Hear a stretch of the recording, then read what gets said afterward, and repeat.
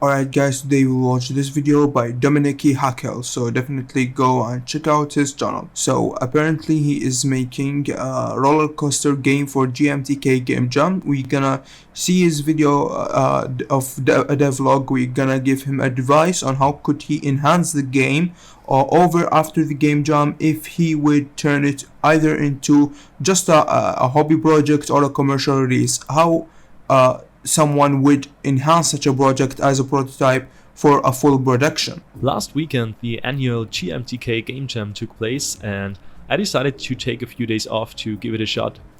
This year's topic was loop. Only a single word, as usual, pretty Again, vague. one of the, in my opinion, bad takes for GMTK Game Jam.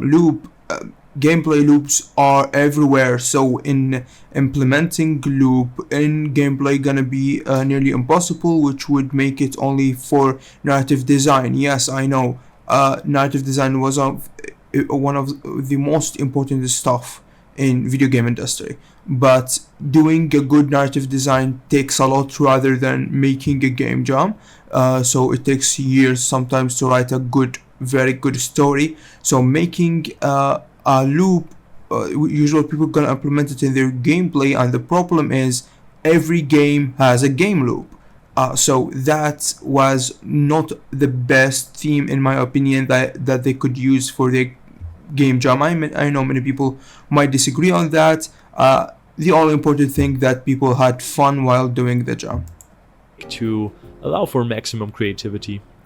The topic was announced on Wednesday evening, my time, so I started brainstorming Thursday morning. I began writing down some of the obvious loop-related ideas that came to my mind, but I quickly landed on the topic of splines, since I'd just been working on trains for my game Small Town Architect. Trains usually don't run in a loop though, so what's similar to trains but looping? Well, roller coasters, of course. Yeah. In roller coasters, these types of games, by the way, like Skies and different games similar to this, like you do build your own park with a roller coasters and stuff like that, and do have customers and build like a very big amazing park or stuff like that. These such games are have a very big community in Steam and do achieve a lot of sales, and are not very hard to make, actually, not like most of AA titles or like story rich linear games.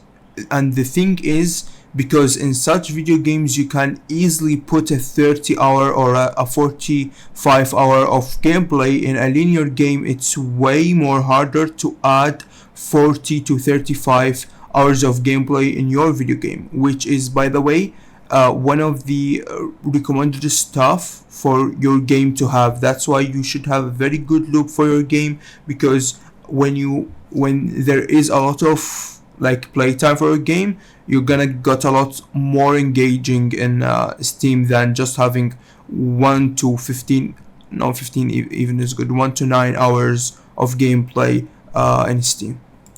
as a tycoon, I always loved to build my own coasters as a kid. The challenge of building a coaster that respects the laws of physics and smoothly loops back to the start was really fun. The only negative thing I remember is like this game.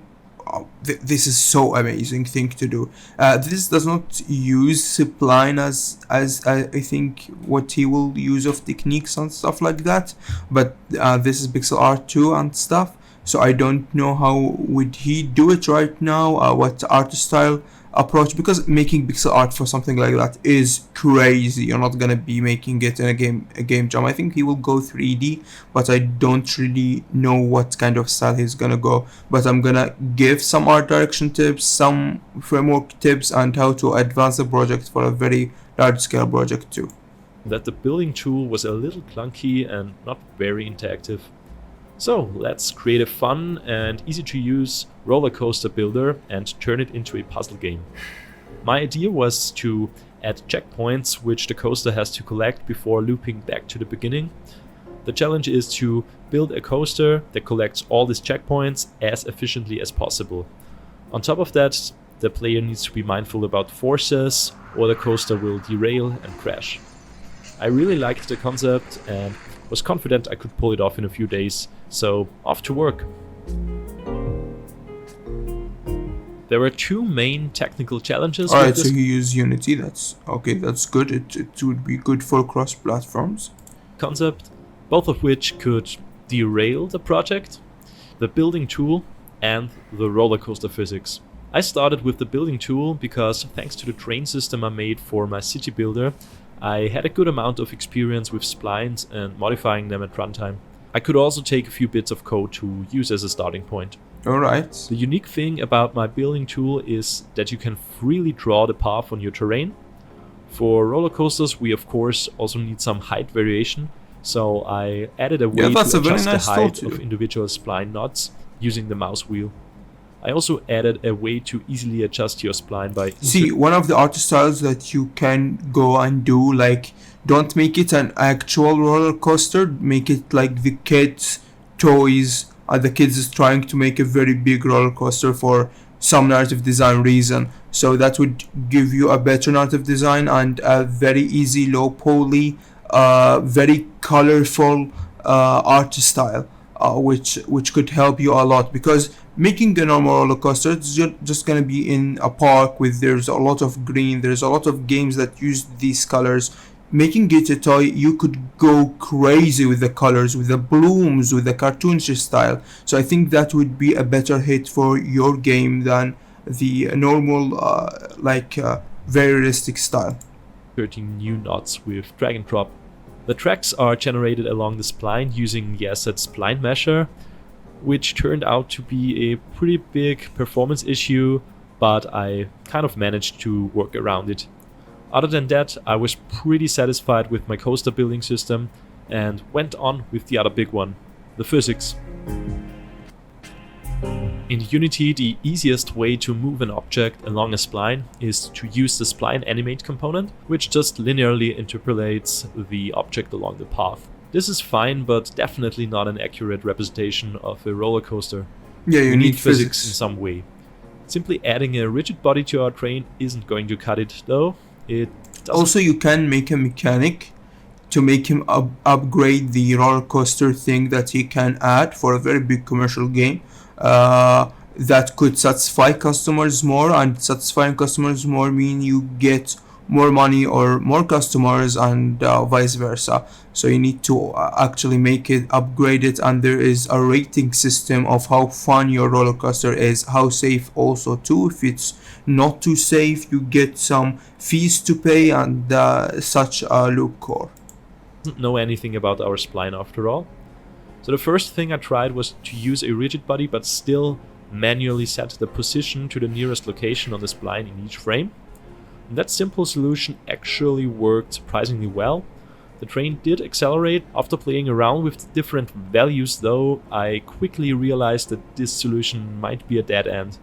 After my realization, I dug deep into real-world roller coaster physics, or let's be honest, I probably only dipped my toes, but still I tried to understand the different forces that acted on a coaster and how I might implement this. Yeah, this is too much for the game jam. You just need it to work as a prototype. When you are not doing it as a game jam, definitely you need one of the best physics system for your roller coaster game. My code. There is the centripetal force, the normal force, which keeps the coaster on track, and of course gravity pulling down. And what about friction, air resistance? Well, long story short, I ditched all physics and rigid bodies and rewrote a custom solution, which actually is more often than not what you should do when dealing with non-standard physics or movement systems in games. You don't want something that's realistic, you want something that looks and feels good.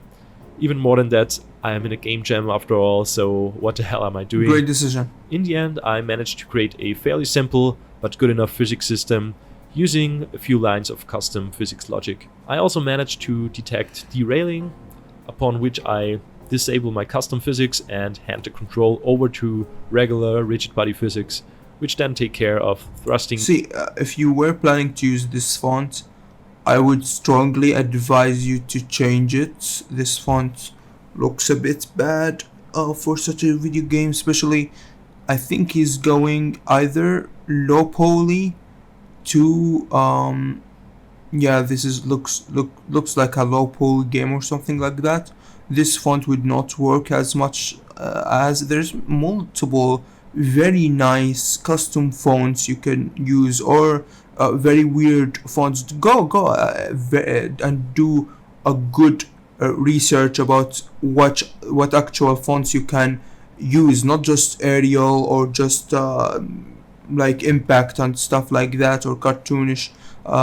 Go and search more fonts and see, yeah, like give it a time that you're gonna use. Like give it 3-4 hours that you search for a good tool, good font. I'm sorry, for your UI, because your UI is one of the important stuff in your video game. So spend time with it. And of course, I'm not talking about the game jam. I'm talking about when you are doing it for a very commercial game. Spend time on UI way more, especially for these kind of games. Like you need a lot of tables of customer satisfaction, fees spent, salaries and stuff like that, whatever that the player wants. And so because most of the time the player gonna look at these tables and analyze them, they need to be comfortable and nice to see.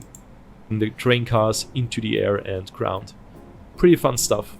Finally, I added a few more cars to my roller coaster train. I used joints to tie them to my main car and use a script to keep them aligned to the track. Aside from a bit of jankiness here and there, this simple solution again worked pretty fine. On Sunday morning, with only one day left, I finally started with the visuals. I wanted to go for a clean and minimalist look that I could pull off in just 1 or 2 hours. The central element of each level was going to be this small piece of terrain. I drew a very simple grass and cliff texture and added the microsplat asset to automatically texture cliffs based on the slope. This saved a lot of time when creating the terrains for different levels. Other than that, the only 3D assets I needed were the train car and the piece of roller coaster track. Then, out of curiosity, I tried an outline post-processing effect, which I once used. Yeah, this makes it good. This looks more like an anime or cartoon style.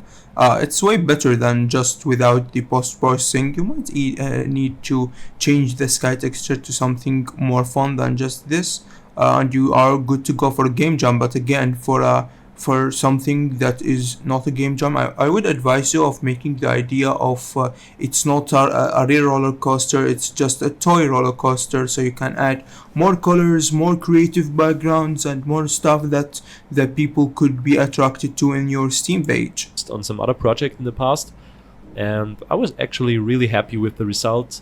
This effect is not very flexible and can easily mess up your look pretty badly, but in my case I feel like it instantly adds a strong visual identity, basically for free.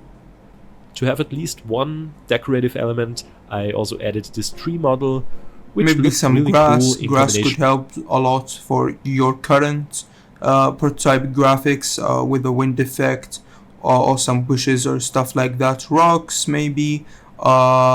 People around the roller coaster using a population or a crowd add-on that are just cheering and being happy. You could also add and engage a lot of stuff in the game. You could add like when you are like finished in the for the finished project. If you did not like the idea of a toy roller coaster and stick with that, could add more games that players can create to attract more customers and stuff like that, so they can upgrade their park. It could work, and it has its own definite fan base, such types of video games. With the new outline effect.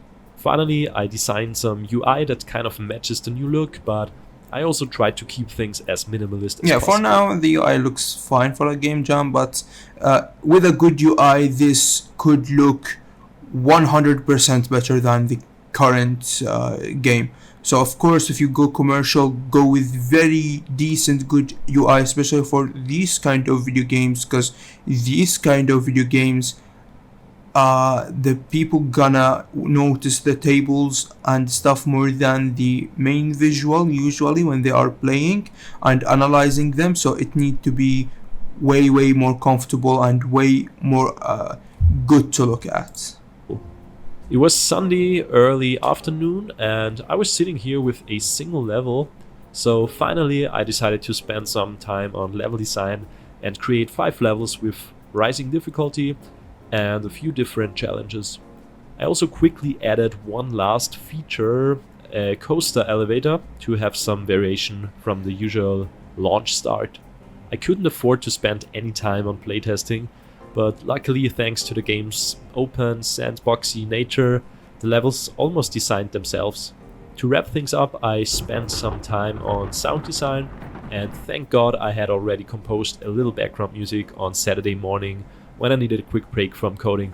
And it's okay if you don't have for your prototype, just go to freesound.org and download some music. If they need attribution, attribute the artist, and if not, just use the CC0, and it's okay. Because again, this is just a game jam, but you need to spend a lot of time with the music and sound effects if you are going commercial. Make maybe a music player that the player can buy for a very small amount from the amount of like the price that one customer pays, and he gets like 100 or 1,000 customer that he can like change the music and or upgrade his radio or stuff like that to listen to music well, or to the customers to listen to different music, which increase the customer satisfaction of the park and stuff like that. There are many good ideas. I'm just throwing and brainstorming ideas around, not from a good, very decent research. So of course, because it's my first time watching the video, so of course if you researched some stuff, you could make this as a very successful commercial title.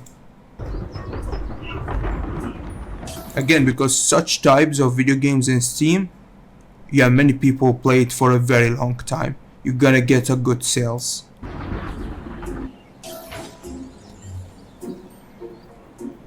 Pretty much last minute, I realized I needed a bit of tutorial because the controls weren't exactly obvious, so I hacked together something which might be the worst code I've written in years, but it got the work done. Because I needed to go somewhere, my own deadline was actually a few hours before the actual end of the jam. Later I learned the end was pushed back an hour because of itch.io server issues. Not surprising considering the absolutely crazy number of entries. Yeah, many this people year. joined the game jam this In year. any case, I managed to submit a working game, and to be honest, I'm actually really happy with it.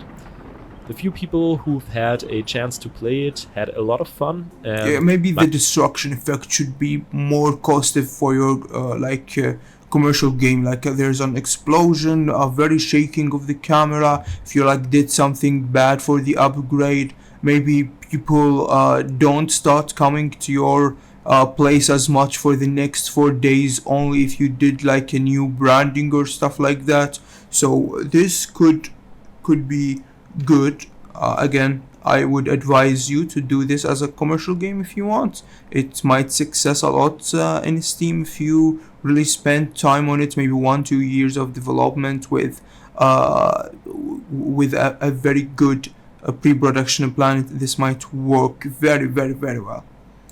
Myself, I also had a lot of fun when I finally had the time to play it after the jam. What I like about the game is that there are practically infinite solutions for each level, so it's really fun to watch people come up with their own.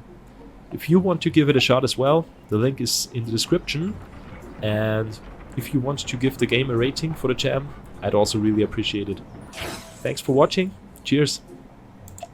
Again, very amazing video. Definitely go and check out his channel. Thanks for watching. I hope either I helped the guy or helped you guys with brainstorming ideas for your next game, or even if you had just fun watching the video that I've published. Thanks for watching, and see you in the next episode.